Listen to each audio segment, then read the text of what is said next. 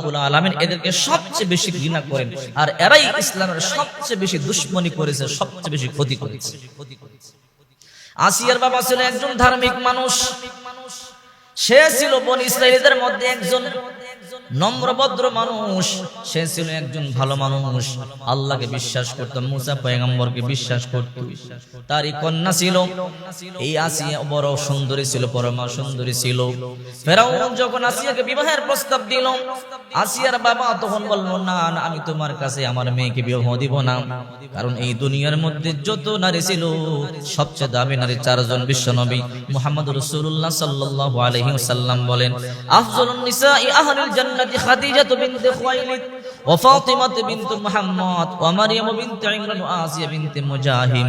এই পৃথিবীর মধ্যে সবচেয়ে দামি নারী চারজন, এক নম্বর হলো মা খাদিজা, দুই নম্বর ফাতিমা, তিন নম্বর মারইয়াম, চার নম্বর আসিয়া।